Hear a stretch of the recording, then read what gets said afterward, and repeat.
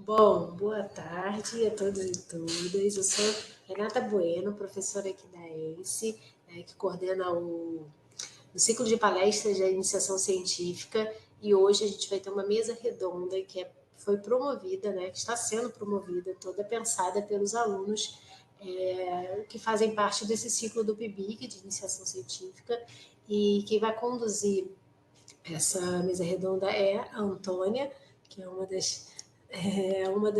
das alunas que fazem parte, e eu vou passar a palavra para ela e ela vai fazer a apresentação.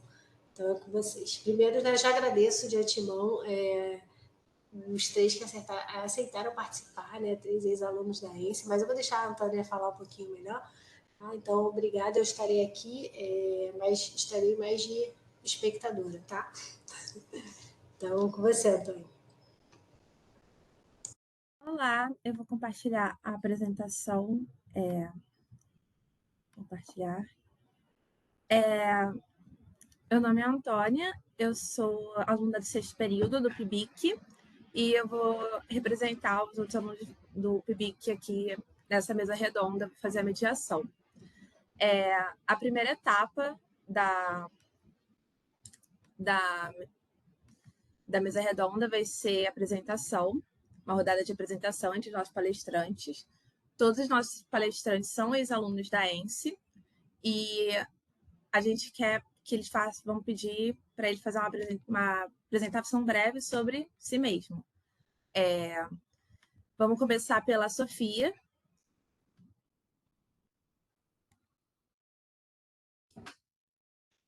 Sofia, você pode falar. Tá. Então, boa tarde. Primeiro que eu também queria agradecer o convite. Não faz muito tempo, eu estava falando com a Renata, não faz muito tempo que eu estava aí do outro lado, faz só, que 5 anos, 6 anos que eu estava aí na ENSE, também vendo os ex-alunos da ENSE, falando sobre a carreira deles. E minha trajetória na ENSE, o início foi um pouco turbulento, eu vou explicar por quê. Antes de eu entrar na ENSE, eu estava bem perdido no que eu queria fazer da vida e qual carreira eu queria seguir. Eu estava estudando publicidade na UFRJ, sem saber, sem muita pretensão de continuar lá, mas também sem saber para onde ir. E foi quando, em uma das matérias sobre pesquisa de mercado, que eu vi estatística e comecei a interessar bastante por ela. Então, eu entrei na ENSE, primeiro semestre de 2013, para começar a estudar estatística. E meu plano inicial era começar a ENSE e terminar a UFRJ, enquanto eu via se a estatística era mesmo para mim. Então, eu fui carregando o mundo nas costas mais ou menos por um ano, fazendo 2 faculdades, estágio. Aí eu tive aula de probabilidade com Gustavo Ferreira, computação com José André. Estava começando a ver que eu gostava mesmo de estatística e se eu me dedicasse, eu seria uma boa profissional. Mas aí, né, maio de 2014 veio, Karma is a bitch, que o MEC cruzou os dados e viu que eu tinha matrícula ativa em 2 instituições públicas. E isso, né, já que a gente está gravando, isso não é bom, não é legal, por lei, ter matrícula ativa em 2 instituições públicas, e eu tive que escolher entre uma das duas.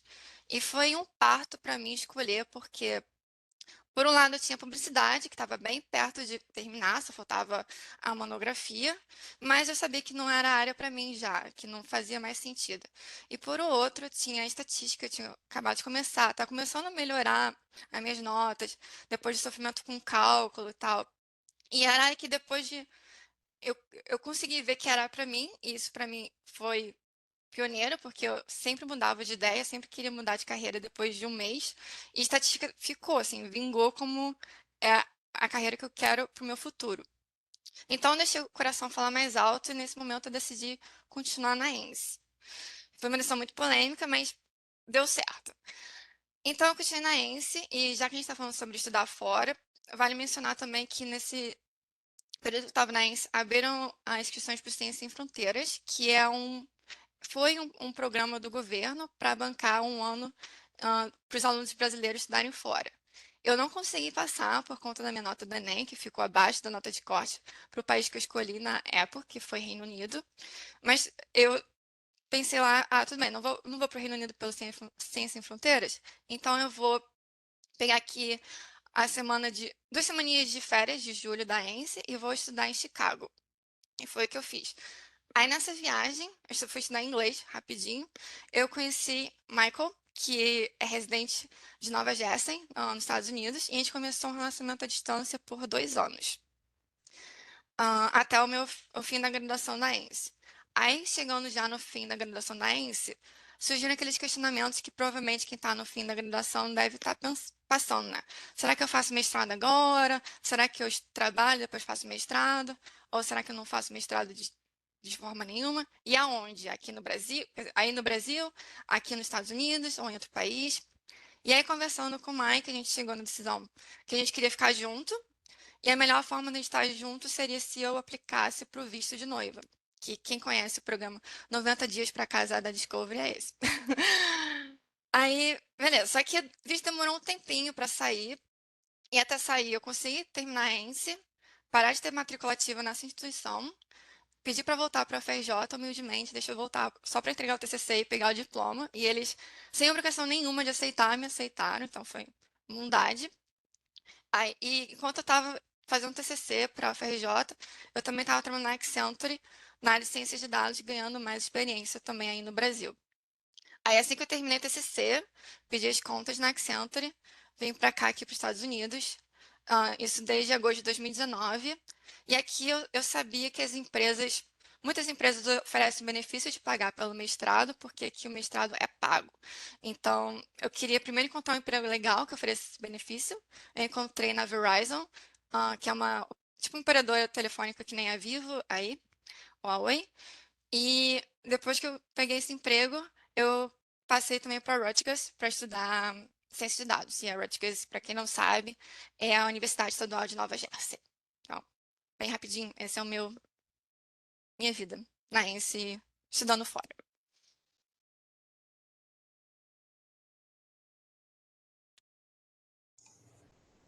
A Antônia tá sem som. Você tá falando sem som. Ai, desculpa. Muito obrigada, Sofia. Eu vou passar para a Aline agora, para ela falar da trajetória dela. Muita gente já deve conhecer, mas vai ser mais legal agora ver um pouco mais. Oi, pessoal, boa tarde.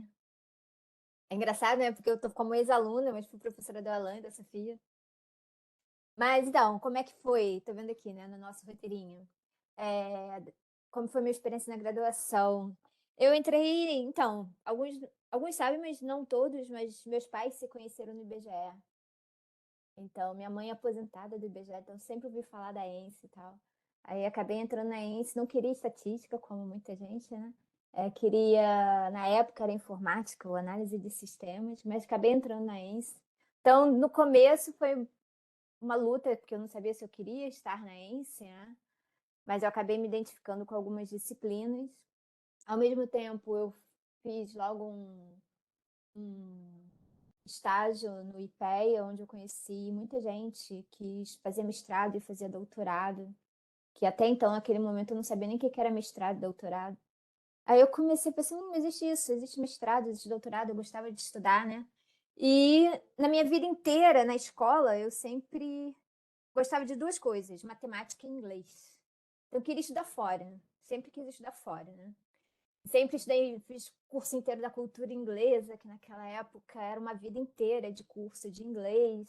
Então, eu fazia sempre no paralelo, a língua inglesa e estava lá estudando estatística na ENSE. Então, quando assim, foi uma construção. O meu desejo de estudar fora existia, mas eu não sabia o que eu ia estudar fora. E aí, quando eu já estava no sétimo, oitavo período, quase assim, a professora Denise e o professor Pedrão voltaram de Southampton, voltaram do doutorado. E, não, que antes até, que eles foram professores da gente, da minha turma, né? Mas em algum momento, entre o sétimo e o oitavo período, a Denise recebeu de um professor lá de Southampton um e-mail dizendo: olha, tem aqui uma bolsa de estudo para estudantes brasileiros ou da América Latina ou África. A gente precisa ter um tutor no Brasil, um tutor na Inglaterra. Aí falou para Denise, se você quiser ser tutor, eu sou tutor aqui, você pode fazer a propaganda dessa bolsa aí com os seus alunos. Ela, na época, falou com uma outra Aline, que era minha colega de turma. A Aline chegou tarde na sala, sentou do meu lado. Eu falei, cadê eu? Onde você estava? Lá, eu estava lá falando com a Denise. Ela estava falando de uma bolsa de estudo na Inglaterra. Mas eu não quero, não sei falar inglês. Eu falei, você não quer? Ela, não. Eu falei, peraí, eu lembro que eu saí, nem sei qual era a disciplina que eu estava assistindo. Eu subi as escadas, entrei na sala da Denise, eu quero! Aí, mas também não foi assim, né? Porque eu quis, eu consegui. Não, tinha que preencher um monte de papel, porque eu tive que me fazer inscrição na universidade, né? Pleitear uma vaga na universidade, submeter, né? E também preencher um monte de papel que na bolsa do Wellcome Trust na época. Era tudo papel, a internet existia, mas naquela época não era tudo online, era tudo pelo correio, tudo como é que é? Tinha que fazer tudo tradução juramentada de todos os documentos que você podia imaginar. Então eu corri atrás de toda essa papelada, de toda a burocracia, fui fazer prova de inglês, porque tinha que comprovar proficiência. E aí, tipo assim, como eu fui fazendo isso no último ano da ENSE, né, a minha perspectiva era um pouco conseguir essa bolsa e conseguir estudar fora, né? Então, a bolsa. Então, eu me formei em agosto. Aí que eu acho que eu comecei os papéis e tal. Em abril do ano seguinte, saiu o resultado da bolsa. E outubro, né? Eu me formei em 99, outubro de 2000, eu estava indo fazer o mestrado na Inglaterra. Estudei, quase morri no mestrado. Voltei, não queria saber nunca mais estudar na minha vida, porque eu quase morri de tanto estudar. Ainda mais depois de ter, né, engatilhei ENSE com mestrado e tal. Mas aí depois de alguns anos, eu tive a necessidade. Começou a aparecer em mim assim, aquela vontade de estudar de novo. Comecei a me sentir. Queria ser um pouco mais autônoma nas coisas que eu fazia. E quando eu saí lá do mestrado, meu orientador falou: olha, se algum dia você pensar em fazer doutorado, as portas aqui estão abertas, né? Mas assim, ainda tive que passar de novo por todo o processo de mandar submissão, e fui atrás de bolsa de novo. No primeiro ano eu consegui a bolsa em 2004. Não, consegui a vaga na universidade, mas não consegui a bolsa. E depois, em 2005, eu consegui a bolsa. A minha vaga, eu mandei e-mail lá, não dá para vocês segurarem a minha vaga? Aí eles falaram, não, a gente segura um ano. Então, eu falei, beleza. Então, corri atrás de bolsa. Aí, em 2005, fui para o doutorado. Aí, fiz o doutorado pleno lá na Inglaterra, que foram 4 anos, mais um bocadinho até terminar o processo da tese e tal, e entregar e tal. E esse foi o caminho, assim, de onde, né, do começo até chegar no doutorado. E depois voltei para a ENSE, fiz prova. Não, depois voltei para o Rio de Janeiro, fiz o concurso da ENSE e agora estou na ENSE dando aula.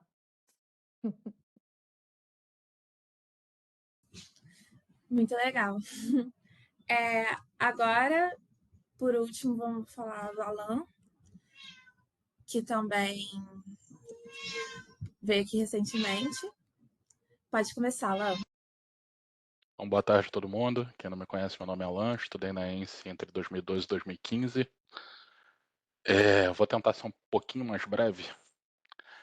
Eu, quando era mais novo, né, ali por volta da idade que as pessoas normalmente fazem faculdade, 18, 20 e poucos anos, eu fiz uma graduação em matemática na UFRJ, acabei largando no meio por questões de vida, tive que começar a trabalhar, alguns problemas, e acabei engatando no meu trabalho e indo bem. E entrei numas de que não precisava de faculdade para me sustentar, não precisava de faculdade de estudo para seguir na minha carreira. O que foi verdade durante algum tempo, até que eu vi que eu estava estagnado na minha carreira. Eu cheguei num ponto que eu não conseguia mais subir. E aí eu vi o quanto a faculdade estava me fazendo falta, o quanto o estudo estava realmente me travando. Eu conseguia até um determinado nível sem estudar, mas dali para frente eu não conseguia mais passar. E aí resolvi voltar para a faculdade, resolvi mudar de carreira, mudar de tudo. Né, na época eu estava trabalhando com informática, com a parte de estruturação de informática, telefonia, etc. E aí resolvi voltar para a faculdade, queria fazer alguma coisa relacionada à matemática, porque sempre gostei, mas não queria fazer matemática especificamente, porque eu nunca me via como pesquisador, como trabalhando com matemática mais pura, não era bem a minha área, e resolvi fazer ciências atuariais. Só que eu morava aí no centro do Rio, né, perto da Praça da Cruz Vermelha, e aí eu tinha a opção de fazer ciências atuariais lá na UFRJ, pegar ônibus, sabe Deus que horas, ainda tinha que trabalhar, porque eu já tinha que me sustentar na época, ou descobri que tinha ENSE a 2 quarteirões de casa, a decisão foi meio óbvia. Aí estudei, entrei para a ENSE, também abandonei a informática, fiz concurso para o Banco do Brasil na época, comecei a estudar no Banco do Brasil e estudar na ENSE mais ou menos ao mesmo tempo, né? Comecei na ENSE em fevereiro, no Banco do Brasil em abril de 2012. E aí fui fazendo essa vida paralela, até que me casei, tive uma filha, complicou tudo a situação, porque agora eu tinha trabalho, família, filha e ENSE para concluir. Mas acabei conseguindo, e foi interessante porque depois de muito tempo fora da faculdade, muito tempo fora do meio acadêmico, acabei tomando gosto pela coisa, né? Então, como eu já estava trabalhando no banco, eu resolvi seguir carreira dentro da área financeira e fui fazer um mestrado na PUC em engenharia de produção na área de finanças e análise de investimentos. Fui junto com a Simone, que talvez alguns de vocês conheçam. Não consegui concluir também por questões de vida, ficou um pouco puxado demais. Talvez tenha dado um passo maior do que a perna, mas nesse mesmo período comecei a trabalhar, saí do Banco do Brasil, comecei a trabalhar na Petros, que é o plano de pensão da Petrobras, né? Consegui graças ao mestrado que eu estava fazendo na PUC, ao meu background de estatística. E também não desisti de fazer mestrado, já que eu não consegui concluir na PUC, fui fazendo no Cefet um mestrado em ciência da computação, na área de ciência de dados, fiz lá, consegui concluir meu mestrado, mas também já pulei da Petros para Petrobras. Houve um concurso para estatística na época, em 2018, se eu não me engano. Eu continuei estudando em paralelo ao mestrado, entrei para Petrobras, concluí meu mestrado, e nessa época eu e minha esposa, a gente já pensava em sair do Brasil para tentar dar uma qualidade de vida melhor para nossa filha. Infelizmente todos vocês sabem que a situação do Brasil está um pouco complicada, aqui no Canadá é mais simples, mais tranquilo, uma série de coisas. E aí a gente começou a tentar juntar dinheiro para sair, né? A gente começou a pesquisar bastante, ver que demandava muito dinheiro, muito esforço, muita pesquisa. E acabou que quando eu estava na Petrobras, houve um plano de demissão voluntária que estava oferecendo uma quantia bem razoável. E eu acabei aceitando para poder vir para cá. E aí eu concluí o mestrado no Cefet, comecei a correr atrás de outro mestrado aqui no Canadá agora.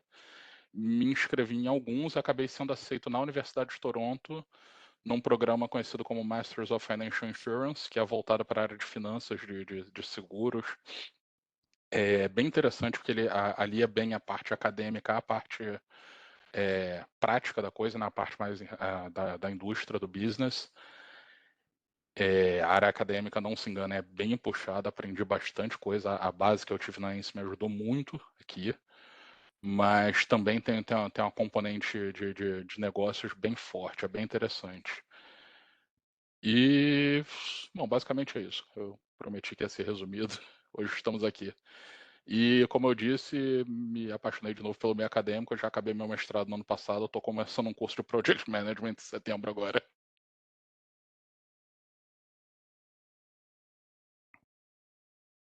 Muito obrigada. Agora eu vou querer bater um papo com os nossos convidados sobre as oportunidades e eu vou fazer a pergunta e vai passar de novo para cada um deles. Eu vou começar pelo Alan, porque o slide dele já está aqui. Então, Alan, você sente que existe espaço para profissionais e pesquisadores brasileiros no país que você está agora, no Canadá? Como é que você sente que é especificamente para brasileiros? Olha, aqui no Canadá tem muito, tá? Vou falar para vocês, gente, eu não sou nenhum especialista em imigração, vou falar para vocês da experiência que eu tive do que aconteceu comigo, tá? O Canadá, principalmente Toronto e algumas cidades, né? Toronto, Vancouver, Montreal, são cidades muito abertas a imigrantes, tá? A pluralidade cultural que existe aqui é gigantesca. Minha turma no meu mestrado, acho que não tinha nenhum canadense. Tinha muita gente da Ásia, alguns da África, alguns da América do Sul. tinham 2 da Europa, as canadenses mesmo não tinha nenhum. Tem um espaço muito aberto, eu já conheci algumas pessoas da academia aqui que são brasileiras, tá? E você tem espaço tanto se você quiser trabalhar como um pesquisador, mais uma parte acadêmica mesmo, tem várias bolsas oferecidas para diversas pessoas em diversos lugares do mundo. Existem bolsas voltadas para alunos da América do Sul, da África, ou de certas regiões da Ásia. Tem bastante, e tem também bastante mercado se você quiser trabalhar na indústria, tá? Existem profissionais aqui, tanto de graduação, mestrado e doutorado, em vários níveis, em várias empresas diferentes, em várias áreas diferentes. Tá? O mercado aqui ele é muito aberto a profissionais de fora do Canadá. Tá? Caso você tenha alguma questão, por exemplo, com seu inglês, você acha que seu inglês não é perfeito, não é perfeito, não é fluido, não é fluente, não é nada, não tem problema, tá? A coisa mais importante que você tem que ter capacidade de se comunicar, tanto oral quanto escrita,mente. Não tem que ter sotaque perfeito, não tem que ter pronúncia perfeita, não tem que ter nada disso. Não se preocupem com isso. Agora, espaço tanto na academia quanto no mercado tem e tem bastante. É só se preparar e correr atrás. Se planejem bem. Muito obrigada. Aline, e para você, como é que você acha que era na Inglaterra em relação às oportunidades para brasileiros? Eu acho que, então, também tem que contextualizar, né? Eu terminei o doutorado em 2010, então de 2010 para 2023 já tem bastante tempo, né? 2010, a situação não era muito confortável, no sentido que teve a crise em 2008, né? E tiveram algumas mudanças na imigração, nas leis, nas regras de imigração. Então, apesar de, sim, qualquer profissional poderia aplicar para qualquer vaga no mercado de trabalho, mas o mercado de trabalho lá possuía algumas regras sobre o visto e sobre, na hora de escolher, se tivesse um candidato com a mesma capacidade, mas um da América Latina e o outro europeu, a regra era que tinha que escolher o europeu, por questões de imigração, né? Mas isso não tem a ver com que se você é ou não é estatístico, né? Isso tem a ver com as regras de imigração. Uma pessoa formada em estatística no Brasil é plenamente capaz a concorrer a uma vaga na Inglaterra. A outra coisa que também eu acho que é importante dizer é que, por exemplo, na questão de pesquisa, isso também foi deixado claro para mim, assim, se a minha ideia fosse permanecer na academia, eu precisaria publicar em inglês. Então, mesmo eu tendo saído da Inglaterra, voltado para o Brasil, na hora de concorrer a uma vaga acadêmica, né, de professor, alguma coisa assim, eu podia ter 20 publicações em português, mas se eu tivesse absolutamente 0 publicações em inglês, eu não estava muito incluída na jogada. Então, tipo, tem também toda essa preocupação de você se manter publicando e tentar fazer publicações internacionais, né? No caso da pessoa brasileira, né? Tentar mandar para revistas escritas em inglês, que isso na hora da decisão lá também era um tipo de regra que existia, né? Assim como tem regras aqui no Brasil para quem quer participar da vida acadêmica, né? Lá também tem. Então, assim, espaço há, mas a gente tem que aprender quais são as regras para poder jogar de acordo com as regras, né? Também não vai ser assim, vou chegar lá e vou estar empregado no melhor emprego e ponto, acabou. Mas tendo qualificação e sabendo como, né? Se preparar, assim como o Alan falou, né? Você tem que, se o seu intuito é sair do Brasil para qualquer país, você tem que se preparar para aquele país. Você tem que entender como é que são as regras do jogo lá, para que você esteja minimamente preparado a concorrer a qualquer vaga lá, né? Muito obrigada. E Sofia, e aí nos Estados Unidos? Como é que você achou em relação às oportunidades para brasileiros? Então, mesma coisa que o Alan e a Aline falaram, eu acho que tem muita oportunidade, tanto na área acadêmica quanto na indústria. não só para brasileiros, mas para todo mundo do mundo inteiro. E isso aumenta bastante a competição aqui. Mas eu também tenho visto muitas empresas preocupadas em aumentar a diversidade do corpo, universidades e empresas, os dois, né? Preocupadas em aumentar a diversidade do corpo estudantil e dos empregados e fomentando, incentivando a inclusão da comunidade latina, de pessoas de origem da América Latina. Então, e a área de tecnologia também está bombando, então a combinação desses dois fatos, que tem muita gente procurando pessoas, profissionais de tecnologia e profissionais da América Latina, eu acho que isso abre bastante para o brasileiro. Uma oportunidade que aqui é comum, relativamente comum, e não acontece tanto no Brasil, é você poder ir da graduação direto para o doutorado, que você pula o mestrado, no que sentido, né? Você vai fazer o mestrado, mas vai ser dentro daquele programa de 5 anos do doutorado, e comparando a graduação aqui com a graduação no Brasil, eu acho que no Brasil a gente aprofunda muito mais a teoria, até porque aqui você só vai escolher o seu major, ou, tipo, o que você vai ser bacharel em, tipo, um ano depois que você entrou na universidade. E no Brasil não, você já está desde o início se aprofundando naquela área, e aqui você pode pegar mais de uma também. Então, o brasileiro aprofunda mais, sai daí com uma base teórica boa, na minha opinião.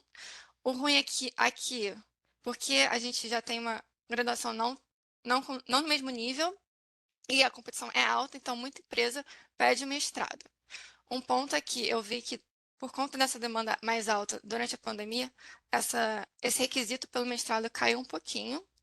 E eu não sei se agora, com os layoffs que estão acontecendo, com a situação financeira das grandes empresas estarem fazendo demissão em massa, se a requisição para o mestrado vai aumentar de novo. Mas essa é a situação geral. Então, resumindo, eu acho bem promissor para um brasileiro. Eu acho que o brasileiro já sai qualificado já na graduação. Muito obrigada. Eu achei legal, acho que a gente conseguiu trazer, assim, 3 opiniões que bem conflitantes, assim, pontos de vista bem diferentes. Agora eu vou pedir para falar um pouco sobre os desafios. Aline, eu queria que você falasse quais são as principais diferenças culturais dentro e fora do ambiente de trabalho que você sentiu dificuldade na adaptação quando você estava lá na Inglaterra, comparando assim com a sua experiência no Brasil. Ah, bem, diferença cultural tem muitas, né? Ah, calma, eu liguei o microfone, tá certo. Não, eu acho que a gente está falando de diferenças culturais, né? Acho que assim, o mais importante que eu comecei a perceber, assim, que eu tinha que observar, né? Observar a cultura do local. Lá os ingleses falam thank you, falam I'm sorry. Eles terminam a frase falando I'm sorry. Ou please, tem que falar o please. Can I have this, please? Porque se determinadas coisas você não faz, você não vai ser bem atendido, você não vai ser... Você tá lá na secretaria da universidade, você quer pedir alguma coisa. Se você falar, give me that, você vai ficar lá para sempre, né? Porque a gente fala, me dá isso, aqui no Brasil, né? A gente não tem muita educação. Chega lá, você tem que entender como é que é a regra, a regra do jogo, sabe? É observar que quando alguém passa, abre a porta para você por gentileza, então você vai replicar a gentileza, né? O please no final das frases é o default. Qualquer frase, bota o please no final que você já vai estar seguro. E diferenças culturais, assim. Então, eu fui lá estritamente para estudar, né? É um pouco diferente da decisão do Alan, um pouco diferente da Sofia. Eu fui para ter vida de estudante, não fui acompanhada de familiar, não fui acompanhada de parceiro. Então, eu sabia que eu estava lá naquele momento transitório, que em algum momento ia voltar para o Brasil, né?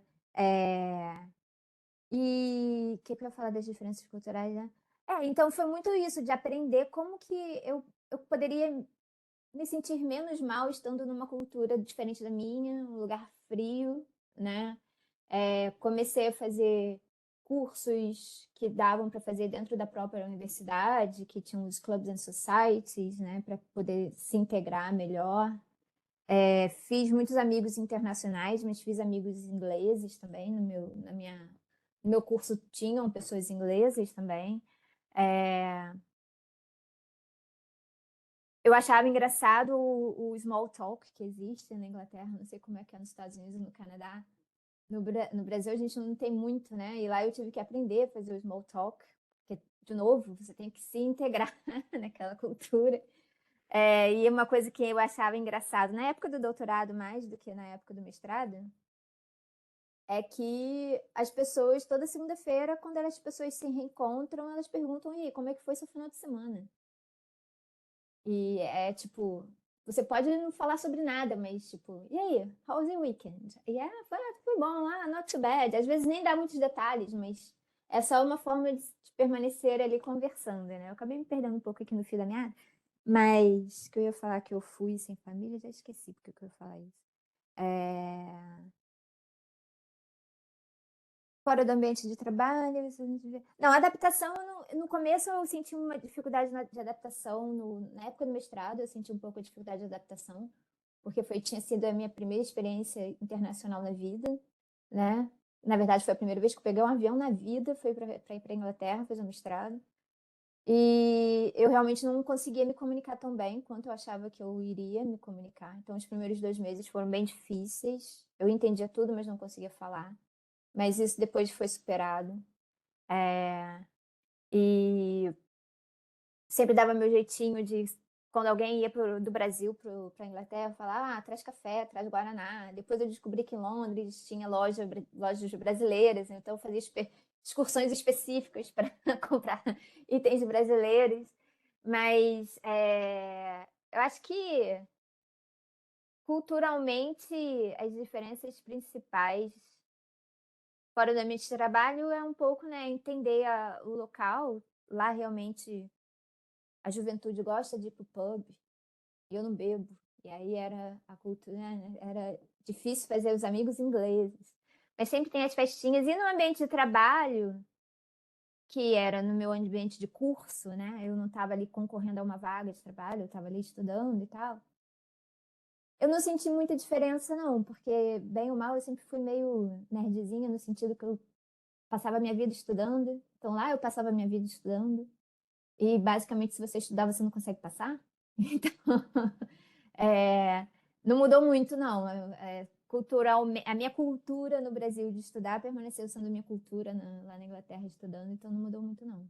Vou passar a palavra para o próximo. E se lembrar de alguma coisa, eu falo depois. Alan, e você? Qual é a principal diferença cultural do Brasil para o Canadá que você sentiu, assim, cultural? Bom, culturalmente falando, o Canadá tem uma cultura bem diferente da maioria dos lugares do mundo, né? Como eu disse, especificamente aqui em Toronto, você tem uma quantidade muito grande de imigrantes. Então é interessante porque a cidade ela não tem uma cultura própria, né? A nossa cultura aqui ela é um mix de vários lugares do mundo, tá? Principalmente China, Japão, Índia, muita gente da África, muita gente da América do Sul, tá? Não existe uma cultura própria aqui, isso é bem interessante. Dentro do ambiente acadêmico, a universidade que eu fiz, a Universidade de Toronto, é uma universidade bem puxada, é uma das melhores aqui do Canadá, tá? Acho que está entre as 20 melhores do mundo, então o nível que eles esperam dos alunos é um nível bem alto. As aulas e a cobrança estão nesse nível. Eu não sei exatamente qual seria a cultura normal, porque eu vim para cá em setembro de 21, concluí meu mestrado em agosto de 22. Então foi bem no período da pandemia. Todo o meu mestrado ele foi dentro do período pandêmico. Eu tive aulas online, apesar de estar morando aqui. Perto do final do curso tiveram algumas aulas que eles fizeram presenciais só para ver a cara dos alunos. Eu tive, não sei, 2 meses de aula presencial, talvez. E por conta disso também a gente não fazia prova no mestrado, né? O que me disseram depois que não era o normal. O normal é você ter prova em alguns trabalhos. A minha turma foi exclusivamente só feita com trabalho. Como os professores viam que a gente não estava fazendo prova, acho que eles resolveram compensar do outro lado. Eram 2, 3 trabalhos por matéria, num período de 4 meses, sendo que a gente fazia 4, 5 matérias ao mesmo tempo. Então era uma média aí de 15 trabalhos por período de 4 meses, bem puxado, bem complicadinho. O ambiente de mercado aqui, ambiente de trabalho, é impressionantemente diferente do Brasil. tá? Por exemplo, vou dar um exemplo para vocês.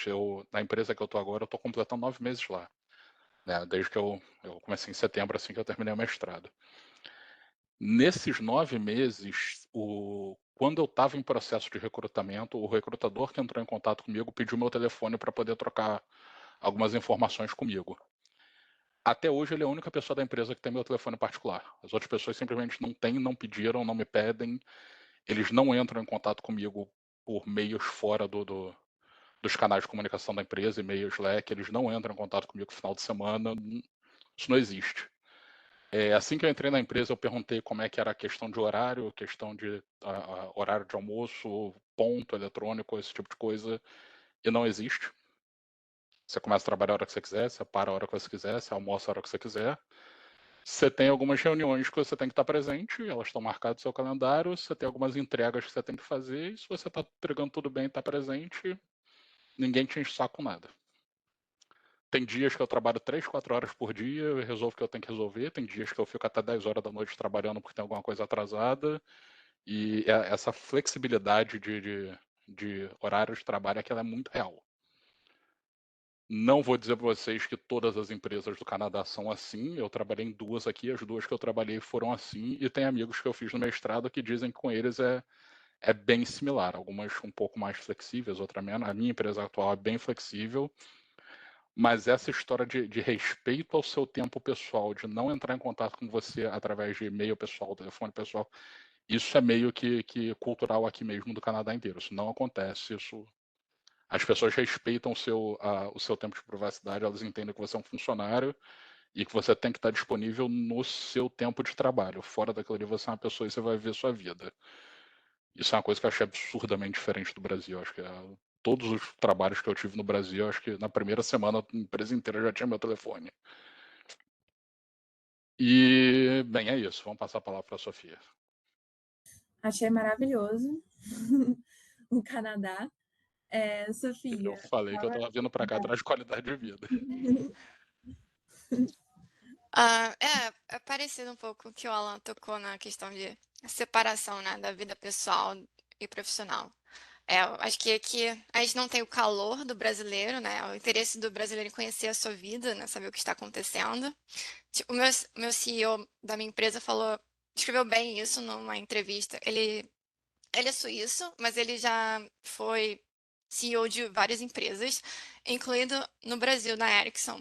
E ele estava contando que toda vez que ele assume essa posição de liderança, ele começa a entrevistar o pessoal para saber as motivações, por que está ali.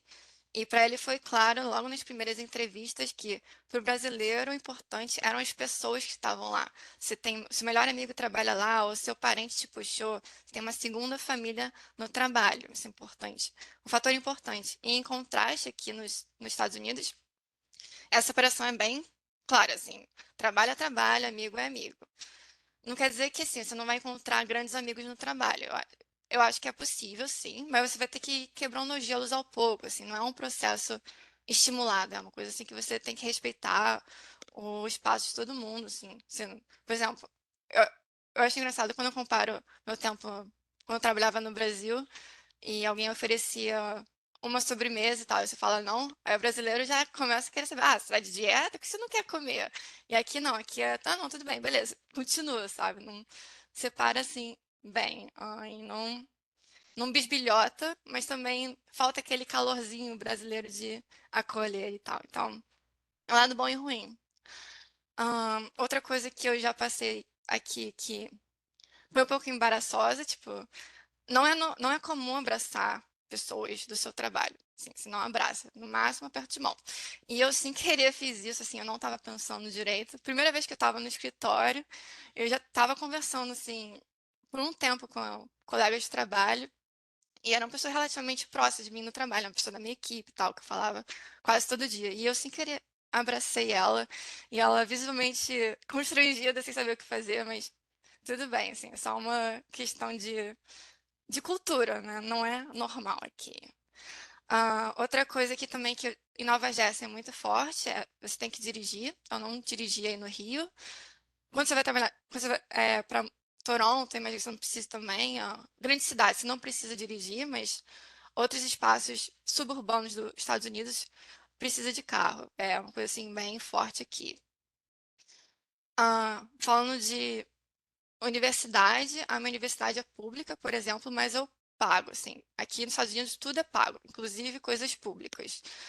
E na universidade também eu senti uma diferença, principalmente comparando com a ENSE, assim, quando você faz uma prova aqui, a sua nota absoluta não vai ser a nota final no seu currículo, no seu histórico, porque eles usam muito o chamado curving grades, que eles tentam colocar as notas dos alunos todas numa curva normal, né, num formato de sino, e se a turma toda for mal, eles vão dar pontinhos extras para subir a média da turma.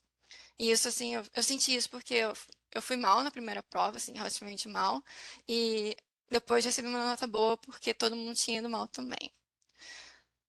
Outra coisa também, que quando eu vim para cá eu senti que eu deveria caprichar mais, é como eu escrevi o meu currículo.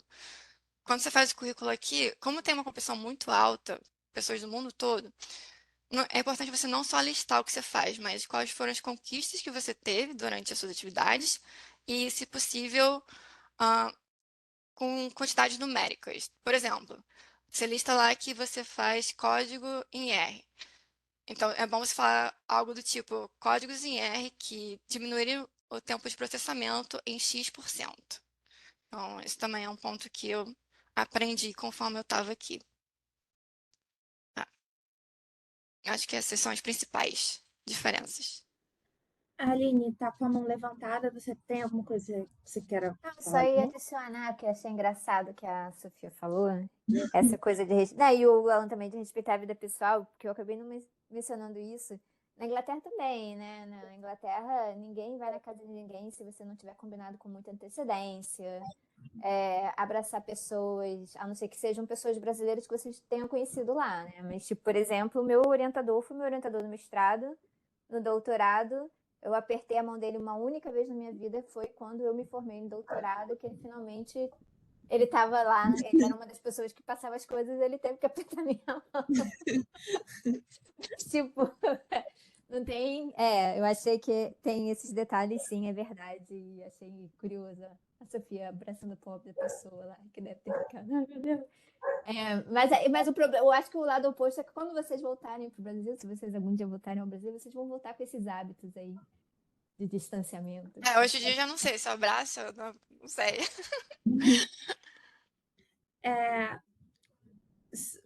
A outra parte que eu queria falar um pouco é que eu queria que vocês dissessem sobre a diferença que vocês sentiam no exercício da profissão ou o exercício uma profissão de pesquisador estatístico fora do Brasil em relação à experiência de mercado de trabalho que vocês tinham aí. Sofia, você pode começar falando? Claro. Acho que a questão de metodologia é bem parecido. Assim, por exemplo, machine learning, regressão, teste saber, séries temporais. Aqui também tem. Acho que tem até mais oportunidade de usar, porque tem muita empresa de tecnologia, principalmente em Nova York, São Francisco. Acho que para mim o que ficou mais evidente de diferente foi que a gente lida com times do mundo inteiro. Por exemplo, na Verizon a gente tem um time na Índia, que a gente lida com parceria em diferentes projetos. E também outra coisa, principalmente na Verizon, que como é uma operadora telefônica e a gente está sob regulamentação do FCC, que é tipo a Anatel daí, que volta e meia convoca os operadores para descreverem como é que você está usando os dados, está respeitando a privacidade dos clientes. Então, toda vez que eu faço um modelo, eu não posso disponibilizar diretamente para o time de marketing usar. Logo, eu tenho que passar pelo crivo do time jurídico, que vai ver quais dados que eu usei, de onde eles eram e se está usando para a aplicação certa. Então, É muito bom. E você, Alan? A diferença do profissão e da profissão de pesquisadora. Assim. O seu mestrado foi um pouco diferente, ele foi Master of Science. Você sentia que tinha alguma diferença do que esperavam no estatístico no Brasil para aí no Canadá? Vou dizer um negócio pra vocês. A parte acadêmica eu não posso dizer tanto, meu mestrado foi um mestrado profissional aqui. Mas primeira coisa que eu vou falar e deixar como dica aqui para vocês se alguém tem essa ideia de que no Brasil as coisas são mais baixo nível, complexo vira-lata ou qualquer coisa do gênero, pode esquecer, não é assim. Tá, eu me lembro que quando eu apliquei pro programa aqui, eu mandei o meu currículo, né, a grade toda que eu completei na ENSE, e eu lembro que o diretor do curso, o professor Sebastião, quando me entrevistou, ele olhou a grade e falou: Poxa, você fez processos estocásticos no quarto período, o que você estava vendo depois disso? Ele ficou impressionado que a gente vê processo estocástico no quarto período, que eu acho uma coisa perfeitamente razoável. Você já viu probabilidade, você aprende processo estocástico, acabou. E ele ficou impressionado, porque os alunos daqui eles vão ver processo estocástico lá no final da faculdade. Entendeu? A matéria é bem avançada para eles. Então, os nossos níveis são níveis bem altos, tá? O que eu aprendi na ENSE me preparou perfeitamente para estar aqui. Aqui o nível é bem puxado também, mas a base toda que eu tinha estava bem tranquila. Gente, eu esqueci a pergunta, mil perdões, Antônia. É a diferença profissional, assim. Sim, Você falou diferença primeiro que profissional, você então. estudou lá atrás, agora é Sim. profissional. O que importa? Tá? A estatística, acreditem, a estatística em qualquer lugar do mundo é igual. Você não vai ter problemas. O que você vai ter que se adaptar caso você queira ir para algum outro país são questões específicas da área onde você quer trabalhar. Por exemplo, eu trabalho com finanças, então eu tive que me adaptar aos instrumentos financeiros, ao mercado financeiro, à lógica regulatória daqui do Canadá. Por quê? Porque o Brasil tem uma forma de fazer a regulamentação do mercado financeiro, o Canadá tem outra. Se você vai trabalhar com bioestatística, por exemplo, você tem que ver quais são as lógicas da Anvisa do país aí que você vai tentar emigrar. Se você vai trabalhar com estatísticas públicas, você tem que ver quais são as estatísticas públicas relevantes para o país onde você está indo. Agora, a base acadêmica, você falar de probabilidade, de estatística, de inferência, processo estocástico, série temporal, é tudo igual. Não tem para onde correr, isso é universal.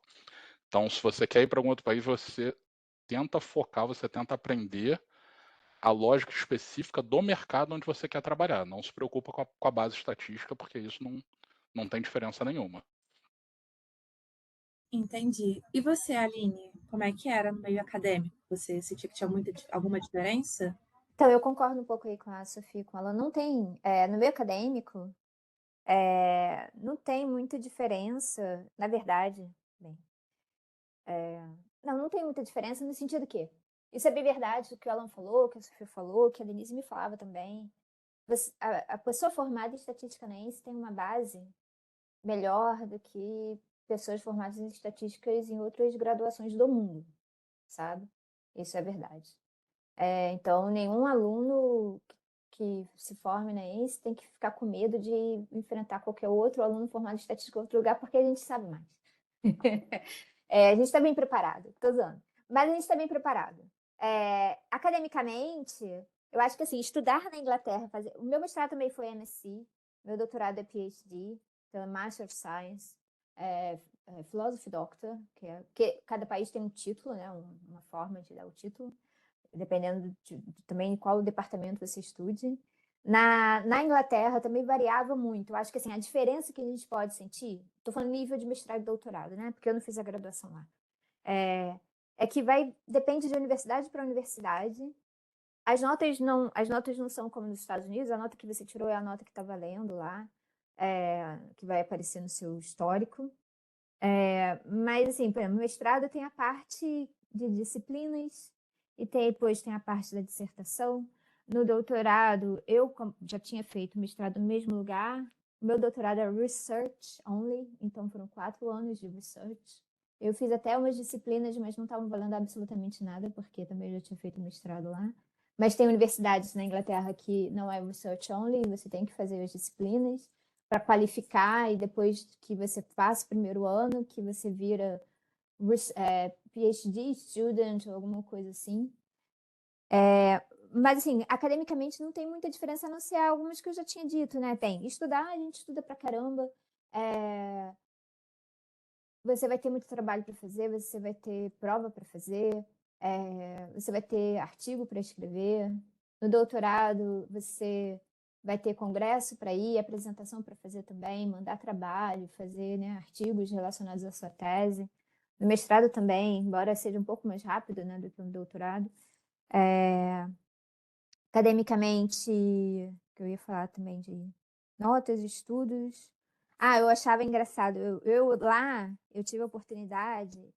Bem, eu não sou da época do Data Science, né? E fui para uma universidade onde a amostragem é um forte, né? Southampton é um dos centros de amostragem importantes. E eu tive a oportunidade de, acho que foi perto do último ano do doutorado, passar toda segunda-feira lá no IBGE da Inglaterra, que é o ONS, no centro lá de metodologia, para contribuir com algumas coisas e tal, ver também como é que era o trabalho. E eu lembro que eu cheguei para o meu orientador e falei assim, então, Peter, eu tenho aqui essa oportunidade de passar tantas segundas-feiras lá no ONS. O que você acha? Você acha que eu posso? Ele, tudo bem, desde que você continue se dedicando 5 dias da semana para o seu doutorado. Então, ou seja, sábado já tinha morrido, né? Então, segunda no ONS, de terça a sábado no doutorado. Lá no doutorado, a cultura é meio que você faz parte do staff, né? O meu orientador deixou meio claro que ele esperava que eu estivesse na universidade 5 dias na semana e eu ficava envolvida em atividades de assistência, né? E recebia por isso.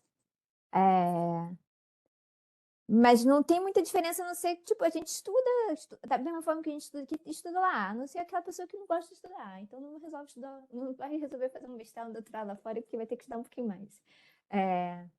Mas, assim, nada chocante. Eu acho que o principal é isso. O principal é saber que essa graduação de estatística na ENSE pode te permitir ir para qualquer lugar do mundo e exercer a profissão. E é um pouco também que a Sofia falou, um pouco que o Alan falou, é entender a cultura do local, melhorar o CV daquela forma, né? Entender o que vai fazer você ficar um pouco mais notável, ser mais notado para o mercado de trabalho daquele local, né? Muito obrigada. Então, agora a última sessão, antes da gente passar para as perguntas do público, a gente já tem uma pergunta aqui no chat, mas antes a gente vai fazer a última sessão, que é a sessão de dicas. A primeira, eu acho que vou juntar as duas dicas por causa do tempo, que essa parte de desafios acho que a gente falou bastante. Qual conselho você daria para um aluno da ENSE em 2023 que está se formando e gostaria de seguir carreira no exterior? E qual conselho você daria para um aluno da ENSE em 2023 que está ingressando, os nossos calouros, que gostaria de seguir carreira no exterior? Alan, você pode falar? Bem, seguir carreira no exterior. Primeiro, estuda a língua de onde você está indo, tá? Nos nossos 3 exemplos aqui em inglês, mas bem aqui no Canadá você tem várias faculdades que lecionam em francês, que são de excelente nível também, e tem várias opções aí ao redor do mundo também, né? Depende muito do que você está procurando. Além do que você já vai aprender na ENSE, estude programação, muita. Hoje em dia tudo é programação, principalmente se você está indo para o mercado de trabalho, então R, Python, SQL, tem que saber pelo menos um básico de todos, e recomendo saber muito bem pelo menos um dos 3, entendeu? Saber muito de um e alguma coisa de todos. E, bem, procure entender o lugar para onde você está indo, né? Porque aqui nós temos 3 exemplos diferentes, é interessante, né? A professora Aline, ela foi para a Inglaterra sozinha, foi já sabendo que ia voltar. A Sofia foi para encontrar alguém lá com quem ela, que já era uma pessoa local e que ela queria ficar junto, e eu estava saindo do Brasil junto com a minha família para um lugar completamente diferente. Então, uma coisa que vocês têm que fazer é analisar a sua situação pessoal e ver o que vocês querem. Porque eu posso falar para vocês, não é fácil você largar a família e amigos para trás, bate saudade, é complicado algumas vezes se você não tiver uma rede de apoio ali para te dar um suporte nas noites frias, e de noite fria eu entendo bem. Então, analisa bem o que você está procurando, vê se você quer ir para passar um tempo e voltar, ou se você quer ir de vez, se tem alguém indo com você, se você conhece gente no lugar para onde você está indo, ou se você está indo de peito aberto. E pesquisa muito o que você vai encontrar lá, tá? Hoje em dia é bem fácil encontrar esse tipo de informação na internet. Não seguir pelas nossas histórias, cada caso é um caso. A gente pode falar para vocês o que aconteceu com a gente, que deu certo, deu errado, mas cada um vai construir a própria história. Então pesquisa bastante, saiba o que vocês estão fazendo, estuda inglês e programação. Inglês não, língua local, desculpa. Você, Aline, qual conselho se daria para um aluno que está ingressando e qual se daria para um aluno que está se formando? Tá, para quem tá ingressando na ENSE, galera, estuda, sacou? Lê livro, estuda inglês.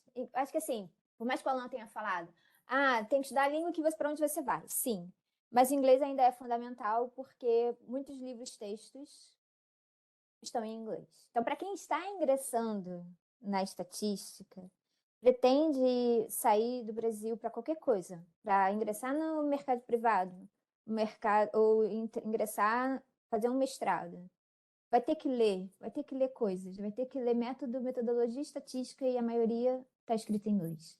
Tem umas escritas em francês? Tem. Vai ter em chinês? Provavelmente. Mas os grandes artigos, as grandes revistas metodológicas estão em inglês. Então, desenvolver a habilidade da leitura, eu acho que é importante, além da programação, né, e aprender a língua inglesa. Então, a leitura é importante. E não é essa leitura expressa que a gente está acostumado hoje em dia de ler apenas a internet, ponto, acabou, né?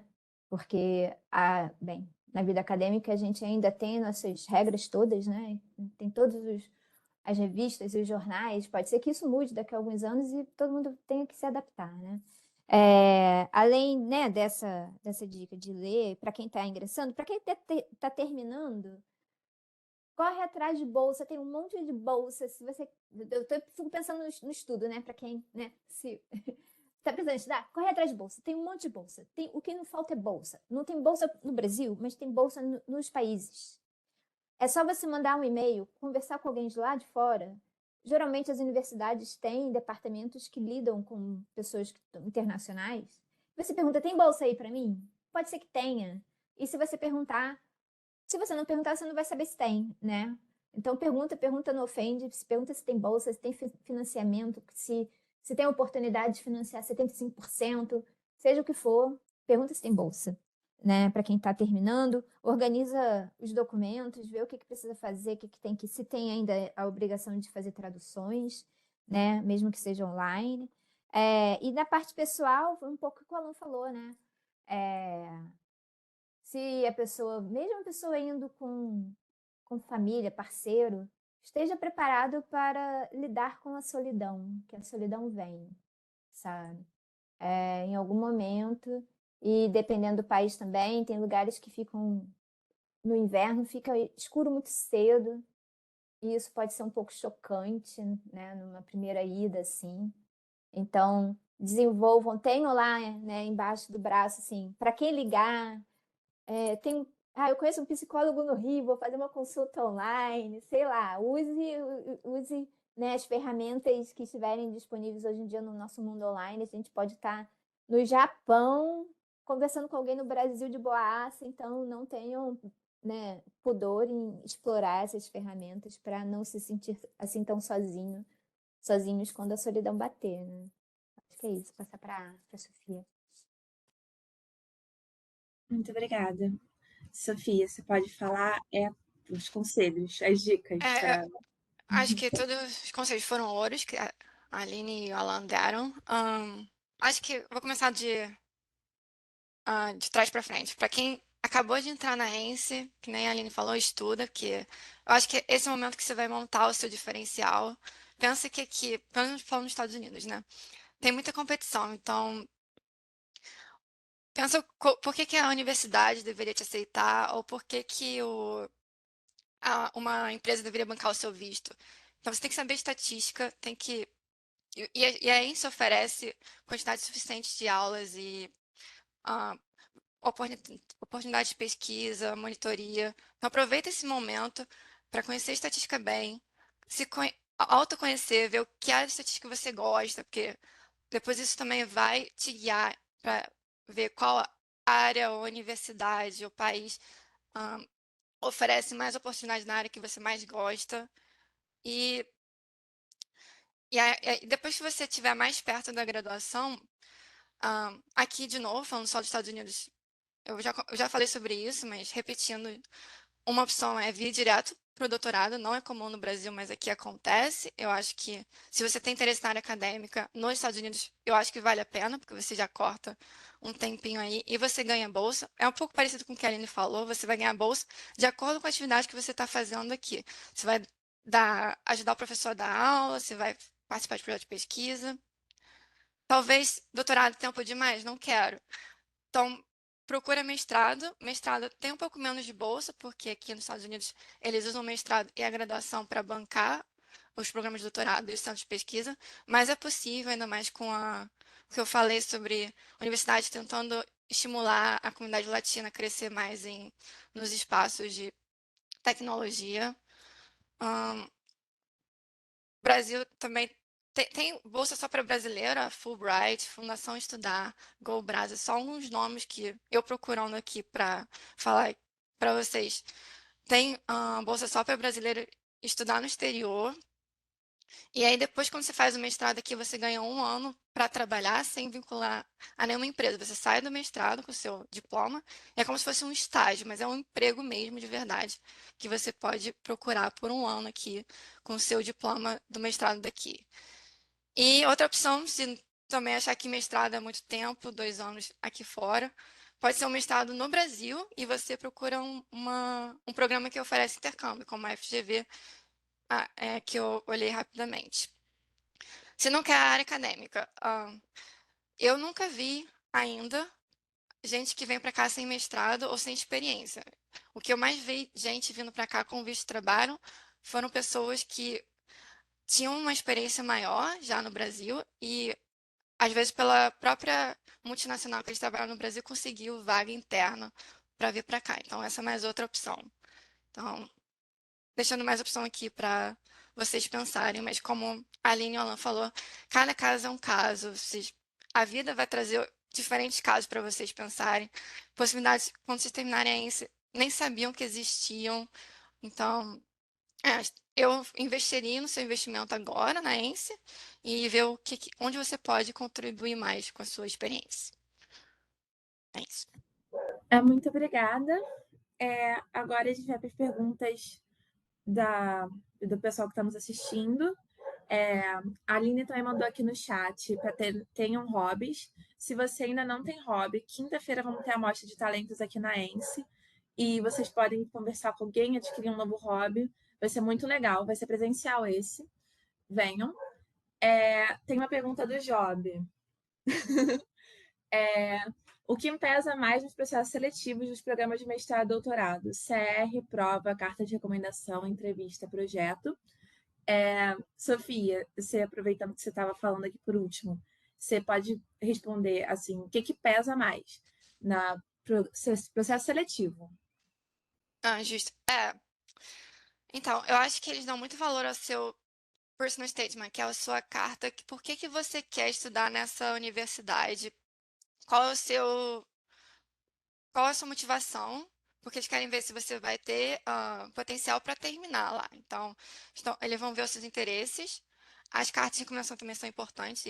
Parênteses aqui, porque eu não falei, mas eu queria agradecer a Aline, Gustavo Ferreira, Gustavo Rocha, pelas cartas de recomendação que eles me deram, que foi o que ajudou ao entrar na Rutgers hoje.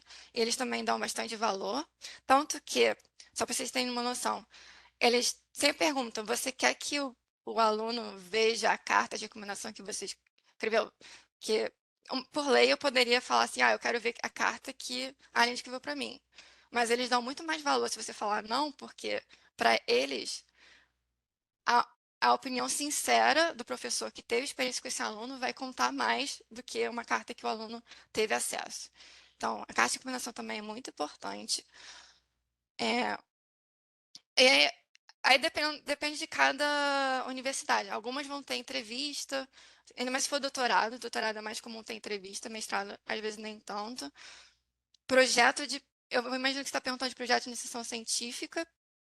Conta muito ponto, porque você já está tendo uma experiência de como é fazer um projeto de pesquisa, e isso para o doutorado é o mais importante, assim, você vai fazer pesquisa, você vai entregar vai defender uma tese, então também conta, mas não é tão comum, assim, quando eu vejo os alunos de graduação que vão para o doutorado direto, nem todos têm projeto de pesquisa. Então, eu diria que o mais importante é a sua carta, o personal statement, que é a carta que você escreve por que você quer entrar nessa faculdade, a carta de recomendação. CR vai depender. Também tem muita universidade que flexibiliza a prova. Eu fiz a prova do GRE para Rutgers. GRE é uma prova que todas as universidades, ou mentira, não todas, mas que é meio que um Enem para o mestrado daqui. Mas não necessariamente todas pedem. Com a Covid, muitas pararam de pedir. Algumas ainda pedem como opcional. E, e elas usam também para cortar, assim, para ver, por exemplo, a Yale, que foi uma das que eu apliquei, a taxa de aprovação é 4%.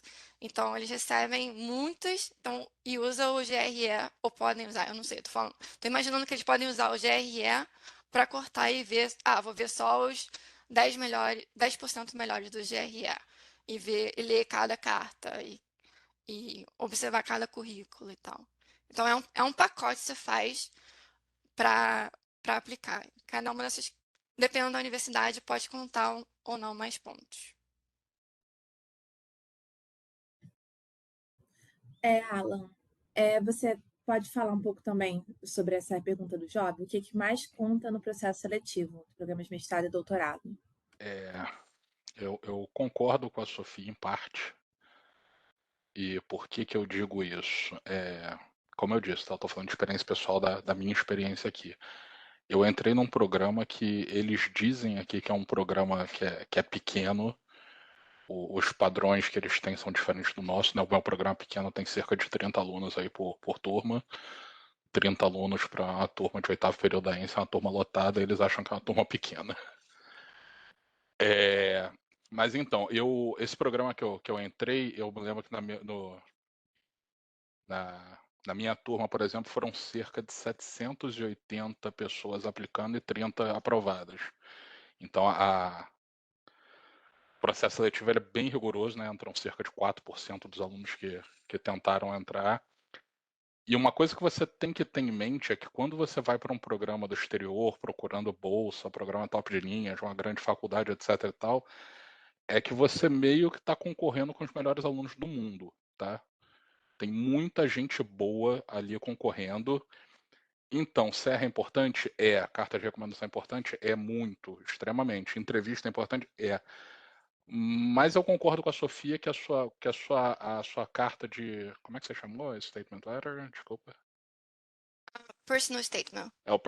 A sua personal statement, né, a sua apresentação pessoal, ela tem um peso um pouco maior. Por quê? Porque existe esse filtro.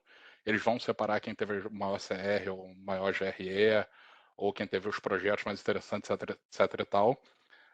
E aí, depois que existe essa primeira triagem, eles vão deixar de olhar para os números e vão começar a olhar para a pessoa, entendeu? Então, você precisa muito do seu CR, da sua carta de recomendação, dos seus projetos, para você estar nessa primeira triagem.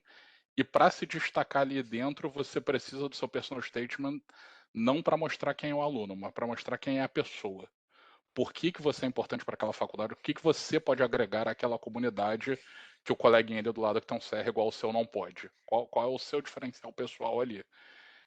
Então eu acho que é isso, tá? É a parte mais técnica para você entrar na briga e a parte pessoal para você se destacar e realmente conseguir sua vaga. Só um parênteses aqui. Você falou de CR, o CR, pelo menos no ensino médio, era o GPA, ele era de 0 a 4. Como é que converte, assim, de 0 a 4? Porque o nosso é de 0 a 10. Depende muito. A universidade. Eu apliquei para algumas universidades aqui, né? E algumas delas têm um conversor próprio e outras elas têm tipo um conversor universal no Canadá. Tem uma forma que algumas delas dizem que você bota automaticamente, por exemplo, se o CR foi 8, isso significa um GPA de, sei lá, 3.6, alguma coisa do gênero.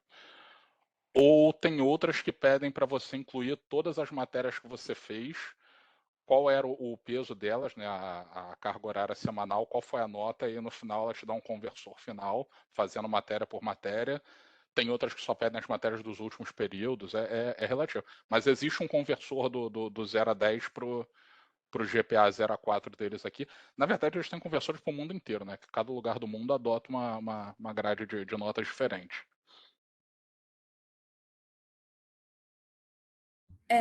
Aline, você pode responder a pergunta do Job antes de passar para a próxima pergunta? Sim, eu tava até olhando aqui no site de Southampton, mas, tipo, agora eles têm até um statement lá, que é diferenciado por países, né? Aí eu vou botar aqui no chat. Eles criaram essa regra aí, então tem que ter CR, né?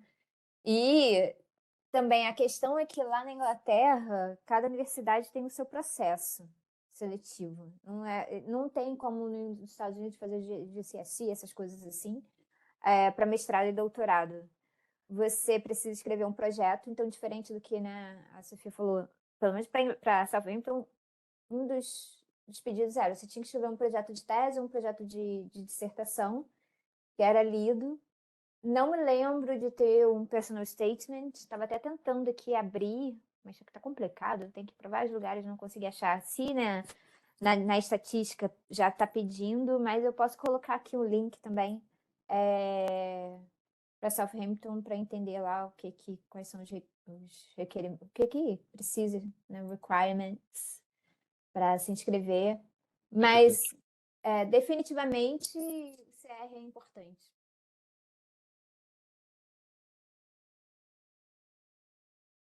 Tá sem som, Antônio. Antônio, seu microfone está desligado. Jesus, socorro, desculpa.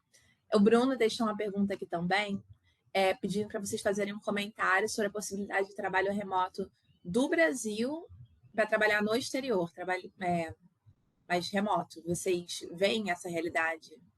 Aí, acho que essa pergunta é mais para Alan e Sofia, mas a Aline, você também pode falar se existe alguma mestrado à distância que você conhece, não sei. Pode começar, Alan. Olha, Bruno, possibilidade tem, tá? Eu tenho amigos do Brasil que trabalham porque trabalham para empresas do exterior. A empresa que eu trabalho aqui atualmente não tem ninguém trabalhando do Brasil, mas tem gente trabalhando de fora do Canadá, tá? Tem pessoas que trabalham comigo trabalhando dos Estados Unidos, Califórnia, se não me engano. Tem gente trabalhando na América Central, se eu não me engano, República Dominicana. Então, existe essa hipótese. E eu me lembro que na minha última empresa também eu tinha bastantes amigos da minha equipe que trabalhavam na Europa, na Irlanda e no Reino Unido, de uma forma geral. Então, existe essa oportunidade, sim. Só que, como eu disse, até falando sobre o processo seletivo, é um pouco mais complicado que você tem que se destacar. Você primeiro vai ter que passar do filtro inicial ali para algum recrutador efetivamente olhar para você e se interessar por você, e você vai ter que se destacar. Por que eu vou estar contratando você ao invés do cara que trabalha, que mora aqui na minha cidade, que pode pegar um ônibus em meia hora e estar aqui dentro do escritório? Entendeu? Então a possibilidade existe, mas ela é complicada. Você tem que se destacar, você tem que provar que essa distância ela não vai fazer diferença para o seu trabalho e que você vale a pena eles apostarem nisso, entendeu? Então existe, mas é complicadinho. Muito obrigada. Sofia, e você observa aí nos Estados Unidos, tem muito disso? Eu já vi gente trabalhando do Brasil para o exterior, mas era mais como PJ. E às vezes até tem empresas, tipo agências que procuram, tipo, a Babes, eu acho, se não me engano, procuram especificamente pessoas da América Latina para trabalhar, pegar jobs, não, no exterior, de forma geral. Mas te falar que eu não conheço ninguém particularmente que fez isso, assim, e se deu certo, como é que é. Mas eu acho que, como o Alan falou, possibilidade existe, né? Mas teria que. Eu não posso contribuir com conhecimento. E você, Aline, você tem algum. Sim, porque hoje em dia existe o mestrado também à distância, assim. Eu não sei dizer, eu sei, pelo que eu entendo, todas as atividades de Southampton já retornaram presenciais, então não acho que dê para fazer cursar. Mas é isso, é uma questão também de busca, né, por outras universidades e ver o que existe disponível para um ensino remoto, né? Mas certamente algum momento de ter que ir lá para fazer alguma coisa deve existir, né?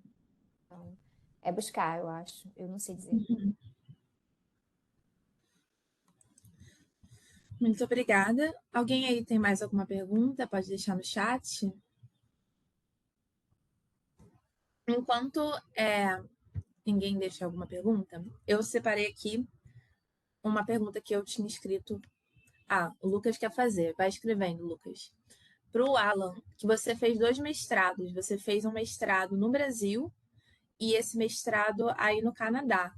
Você sentia alguma diferença, assim, de um para o outro? Você falou, assim, que um era um mestrado...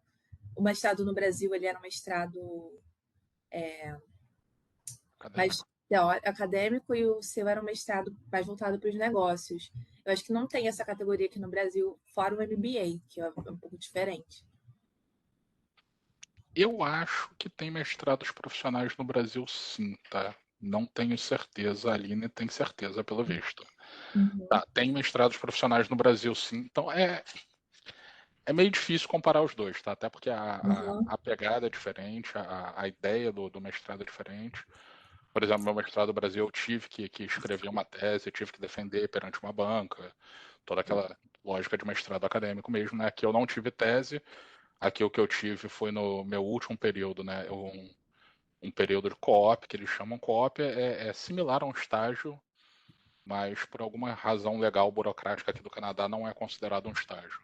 Então, o meu último período eu fiquei 4 meses trabalhando dentro de uma empresa, e no final eu tive que escrever uma espécie de relatório sobre o que eu fiz nessa empresa, quais foram as técnicas aplicadas, qual problema eu estava resolvendo, como é que os ensinamentos do curso ao longo dos outros 2 períodos foram aplicados naquilo ali, né? Não é só dizer, eu tive esse problema e resolvi assim, tem que ter a explicação teórica ali da coisa, mas está bem longe de ser uma dissertação, de ser uma tese de mestrado, entendeu? É bem diferente. Então é complicado fazer essa comparação entre os dois. O que eu posso dizer foi muito alto nível. Por exemplo, no meu mestrado no Brasil eu tive que fazer prova, não tinha pandemia ainda. Aqui eu não tive que fazer, foram vários trabalhos. Mas é difícil, é realmente difícil comparar os dois. É bem diferente. Muito obrigada. O Lucas, ele queria fazer uma pergunta, ele queria fazer pelo microfone. Você pode falar, Lucas. Beleza, valeu. Eu queria agradecer também a todos, foi muito legal. Eu gosto muito do Canadá, então quando o Alan estava falando, eu estava quase preparando minhas malas aqui. Eu queria fazer uma pergunta mais para o mercado de trabalho de tecnologia, então acho que vai acabar sendo mais para o Alan e para a Sofia. A gente viu algumas demissões em massa, né, layoff lá fora, depois de um tempo vindo aqui para o Brasil também, e acabou que veio também um pessimismo, de uma certa forma. Eu tenho um amigo que fala que a bolha vai estourar a qualquer momento, então tenha plano B, não fica só em tecnologia. Eu queria ouvir de vocês, a percepção de vocês aí, tipo, no país que vocês estão, ao redor, se tem um pouco desse pessimismo, ou se é uma mudança que tem gente também fala que era algo esperado, porque na pandemia teve um boom muito grande, então depois meio que iria equilibrar. Queria ouvir um pouquinho da percepção de vocês sobre essa área. Olha, complicado dizer isso, Lucas, porque assim, tem um certo pessimismo, tá? Eu trabalho numa fintech atualmente. Como eu estava dizendo agora há pouco, né, eu fiz um co-op numa empresa bem grande aqui do Canadá, né, a empresa chamada Canada Life, que é uma seguradora, uma das maiores seguradoras daqui. E no final do período do meu estágio lá, eles me ofereceram uma proposta de trabalho para eu continuar lá. Em paralelo a isso, eu tive também a proposta da minha empresa atual, a Digit, e eu acabei escolhendo aceitar a proposta da Digit. porque eu queria trabalhar numa empresa mais tecnológica, numa coisa mais inovadora. Era uma coisa que eu estava perseguindo há um bom tempo.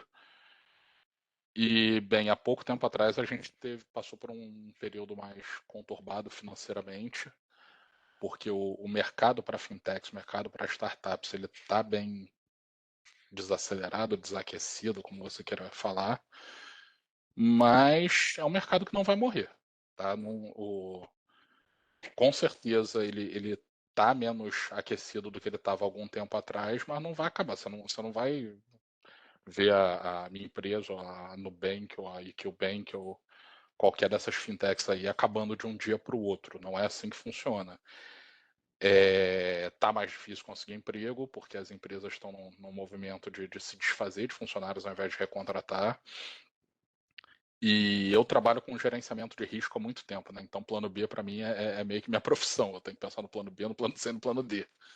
Eu tenho isso, mas como eu disse, vocês têm que pensar nisso de acordo com a sua própria realidade, com os seus planos. Eu não sei qual é o caso de vocês, mas eu, por exemplo, sou casado e tenho uma filha, então meus planos de contingência têm que sempre incluir elas. Eu não posso pular de peito aberto numa experiência louca e se der errado, tá tudo bem, eu me recomponho. Não é assim. Se você é uma pessoa mais nova, não tem filhos, não tem esposa, não sei lá, você tem uma margem maior para tentar arriscar. E se der errado, você consegue aterrissar em pé sem grandes problemas. Então, o que eu posso te dizer sim, considere, o mercado não é o mesmo, tá um pouco mais complicado sim. Analisa qual o risco que você pode correr, qual o risco que você tá a fim de correr e vai. Se você for hipertenso, tiver ansiedade, crise do pânico, fica aí no Brasil e arranja um emprego tranquilo. Se você quiser viver a vida, tiver um pouco mais arriscado, cara, tenta, porque é a hora agora. Não adianta esperar depois de 50 anos tô pensando, não vai. E uma coisa muito importante que eu acho que eu devia ter falado antes, para qualquer um que estiver pensando em sair do Brasil, planejamento é fundamental, tá? Eu, antes de vir para cá, acho que eu, sei lá, passei 4, 5 anos conversando com a minha esposa, analisando diversas cidades diferentes ao redor do mundo. Pensamos em Inglaterra, pensamos em Portugal, que é meio que um caminho natural, Espanha, Alemanha, Austrália. Minha esposa não queria ir para a Austrália de jeito nenhum. E acabamos optando pelo Canadá, e aí depois que a gente optou pelo Canadá, começou uma segunda rodada de pesquisa para ver quais são as cidades, quais são as faculdades, como é que está o ambiente de trabalho em cada uma delas, se dá para trabalhar, se não dá. Minha esposa, ela tem um problema grave, que ela é enfermeira no Brasil. Então, você validar um diploma de enfermagem fora do Brasil é bem complicado, então a gente tem que pensar em alternativas para ela poder começar a trabalhar aqui. E aí, depois que a gente se decidiu por Toronto, começa mais uma nova rodada, que é começar por ver quais são os programas, quais são as faculdades, onde você pode ser aceito, onde você vai trabalhar depois, onde você vai morar. Se planejem muito, tá? Não tenta resolvi ir para a Espanha, estou comprando ticket para a semana que vem. Não é assim que funciona. Planejem bastante, porque é um passo bem grande e, como você acabou de falar, uma virada no mercado, se você não tiver com a base bem sólida, acabou tudo.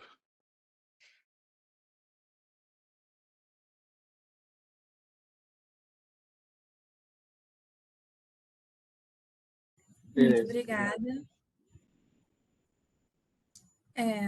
A Sofia também quer responder essa pergunta? Acho que o Alan tocou nos pontos principais. Eu diria que o que eu vi na pandemia é que muitas empresas procuraram ah, aumentar, né? Estavam contratando muito e para o pessoal de tecnologia estava meio que bombando, assim. E, que nem eu falei, né? Requisito para mestrado diminuiu, aumentou mais a oportunidade para trabalhar remoto em qualquer lugar dos Estados Unidos. Então, a situação de quem estava procurando emprego aqui estava muito boa. As empresas estavam contratando muito, e agora que elas viram que contratou demais, tá rolando esse layoffs, assim. Mas eu acho que a gente não chegou num ponto que um bom profissional de ciência de dados, estatística, deveria se preocupar, achar que não vai encontrar emprego, assim. É o que eu vejo agora, pelo menos.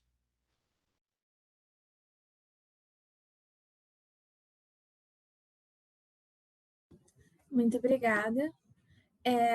Então, gente, são 4 horas já. Eu acho que a gente pode encerrar. Eu queria agradecer a vocês. Eu acho que a gente conseguiu falar, trazer uma demanda dos alunos. A gente conseguiu trazer diversas realidades, diversas opiniões, cada um falando da sua experiência. Assim, vocês falaram bastante tempo que isso é bem pessoal, que o que pode dar certo para você pode não dar certo de outro. Mas eu acho que quem tem essa ideia de sair do Brasil já não vai sair mais do ponto zero quem veio aqui. Já vai estar mais avançado do que quem resolveu não vir. Muito obrigada a vocês três. Muito obrigada também à professora Renata por ter ajudado a gente do PIBIC e aos outros alunos do PIBIC. Todo mundo aqui participou. Eu sou a única que está mediando, mas todo mundo aqui, todos os alunos do PIBIC participaram, fazendo perguntas, procurando vocês no LinkedIn. Muito obrigada. Vou agradecer pelo convite, antes da Renata fechar. Obrigada aí pelo convite, pessoal. Achei interessante, porque, na verdade, eu já estou de, sei lá, décadas atrás da Sofia e do Alan, que estão, né, nesse momento vivendo a experiência internacional, mas eu acho que é bom que dá uma perspectiva diferente, né?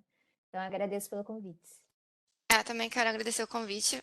Se eu tivesse aí na ENSE vendo uma palestra sobre como é que é estudar fora, eu também ia gostar bastante. Então, parabéns pela iniciativa.